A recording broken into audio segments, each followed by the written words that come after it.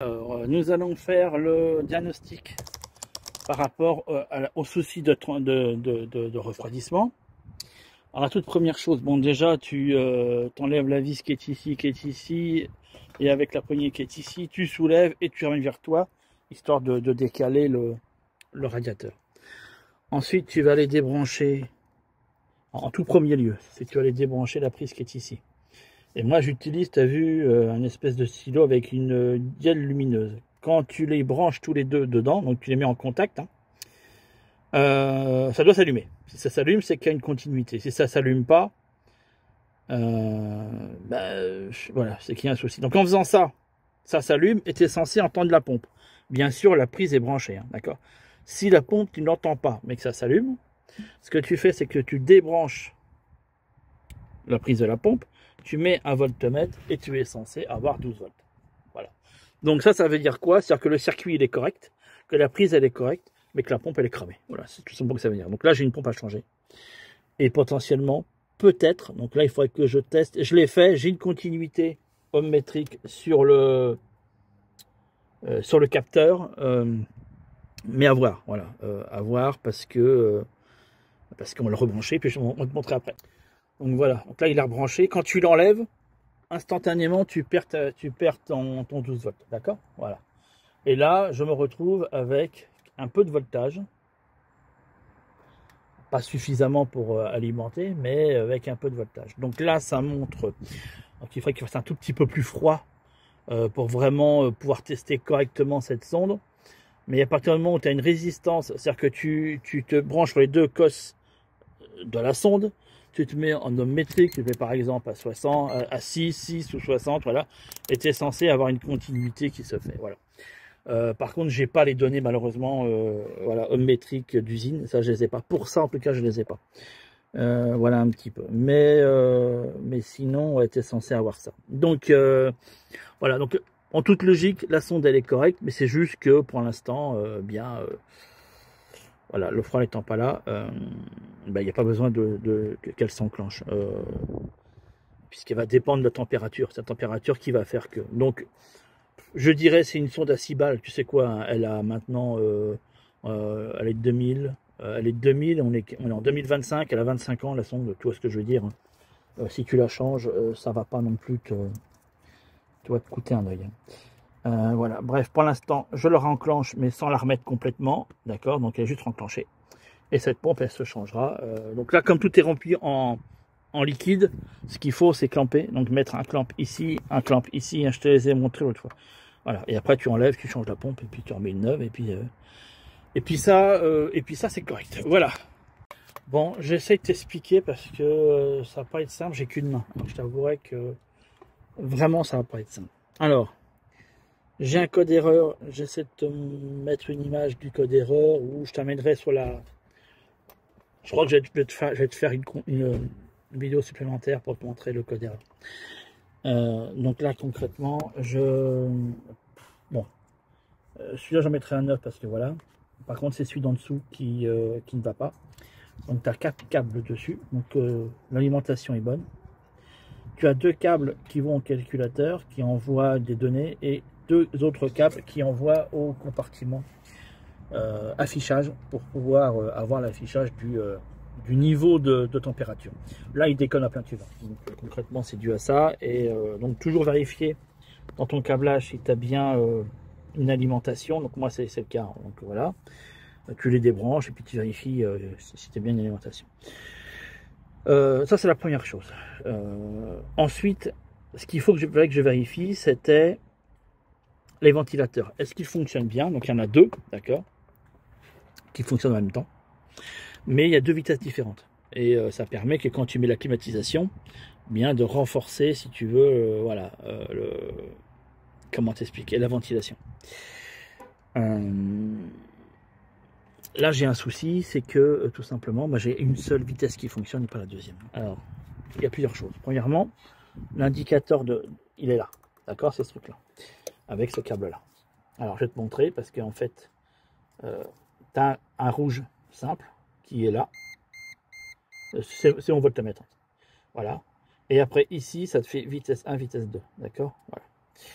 Ou le contraire, je ne sais plus exactement. Je crois que c'est mais je crois que c'est en bas vitesse 1 et en haut 2. Ou le contraire, je ne sais plus.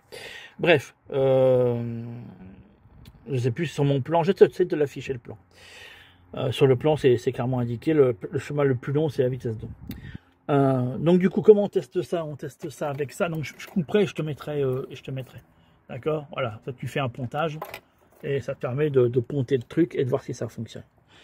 Donc ça c'est l'envoi, d'accord, du signal qui permet d'envoyer les ventilateurs. En sachant que les ventilateurs, hein, tu te rappelles, ils sont branchés sur là et là, d'accord, ventilateur 1, ventilateur 2. Ensuite, on a d'autres choses, ici, là. Donc là, tu peux voir sur les côtés, ces espèces de bobines, d'accord, qui vont créer la variation. Les bobines peuvent être cramées. Tiens, il me casse les couilles, on va te mettre. Attends 2 secondes parce que je vais le mettre à 0. Parce que... Tiens, il va biper, il va me casser les couilles. C'est les 2 câbles qui sont là, d'accord, celui-là et celui-là. D'accord, faut juste les déclipser, bon. Et ensuite, tu as ça. Donc ça, c'est vissé là, d'accord. C'est vissé ici. Ça, c'est ton relais, ok. D'accord. Pareil, ventilateur 1, ventilateur 2 et envoi de commande. Ok. Alors, comment on détermine tout ça? Parce qu'en fait, on peut se dire, ok, ça peut être ça peut être ça. Tu vois. Puis tu fais comme la majorité des gens, tu changes tout. Alors, comment on va faire ça? En fait, ça va être assez simple. Ce que tu vas faire, donc si t'as aucun qui fonctionne, quand tu mets, t'as aucun ventilateur qui fonctionne, tu alimentes les ventilateurs en direct, d'accord? T'envoies du 12 watts. Et donc si ils tournent, bon bah c'est que les ventilateurs ils sont bons, d'accord, ils sont pas cramés. S'ils tournent pas, c'est qu'ils ne le sont pas, d'accord? Sachant que tes rouge, d'accord, tout ça c'est du plus, ok? Et normalement tu les as. Voilà, tu as les marrons. Les marrons, c'est les moins, d'accord? Ça, tu le sais. Hein, voilà, marron, c'est moins, et rouge, c'est plus. Comme ça, tu pas de gouré de sens. Donc, si tes ventilateurs, ils fonctionnent, ensuite, bah, ça vient soit du chemin de câble, soit ça vient d'un des deux qui est cramé, voire les deux, voire ça vient d'ici. D'accord? Et là, c'est la partie fusible qui va alimenter aussi cette partie-là. Donc déjà, tu vas ouvrir ça, tu vas vérifier si les fusibles ils sont intacts. Donc moi, c'est mon cas, d'accord, ils sont corrects. Et tu as un fusible d'envoi de commande qui est dans la partie habitacle. Je te le montre aussi. Comme ça, tu as tout, hein, tu comprends. C'est hyper important, ça. Ok, tu en as un, c'est le numéro 19. C'est celui-ci, d'accord. Donc pareil, tu vérifies si c'est pas cramé. Okay. Finalement, tu as vérifié ça, bon bah voilà, tu es correct. Donc, ensuite... Si tes fusibles ils sont bons, il va falloir que tu regardes la continuité. Donc tu vas te mettre en continuité, c'est en bip. Toi ça bipait tout à l'heure. Donc tu te mets, putain de merde. Tu te mets en continuité là-dessus, d'accord? Et tu vas les brancher. Donc tu reprends ton plus, tu as vu, il y a un rouge blanc et un rouge noir, d'accord? Rouge blanc et rouge noir, on va le retrouver ici. D'accord? Donc ici mon marron, c'est une masse. D'accord? Ici j'ai un rouge blanc. Et juste à côté, j'ai un rouge noir. Tu vois, voilà. Il est clairement, je crois qu'il est en 2 et 4 de mémoire. Voilà. Et après, ça, c'est un envoi de commande. D'accord. Donc, tu te mets en continuité et tu vois si le câble n'est pas coupé. Si le câble il n'est pas coupé, déjà, tu as écarté la ligne. Ensuite, tu vas aller contrôler ta ligne sur ces câbles-là. Et donc, tu vas les débrancher sur le ventilateur. OK. Et tu vas la contrôler, les rouges, d'accord, les deux fils rouges. Et puis au passage, tu contrôles aussi ta masse. Pour contrôler la masse, on prend un point de masse et on contrôle la continuité sur les câbles de masse, d'accord.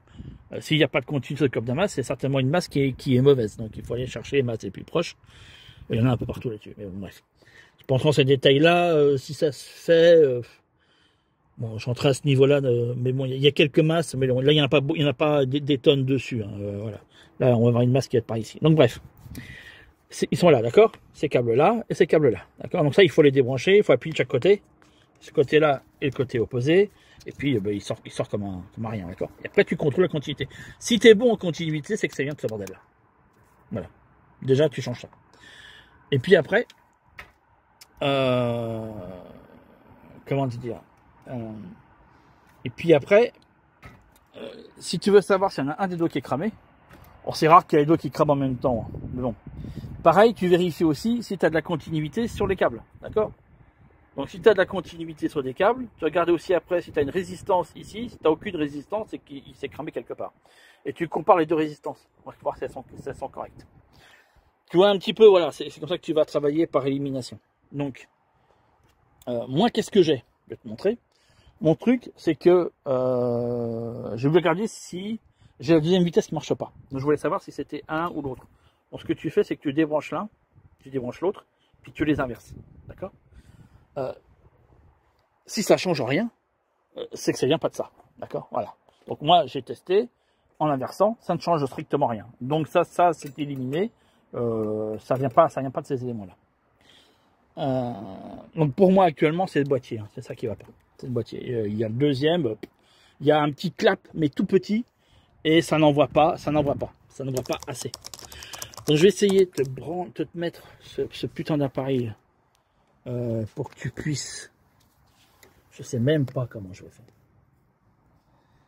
Tu sais quoi, je vais le brancher, puis je te remets après parce que c'est impossible à faire en même temps.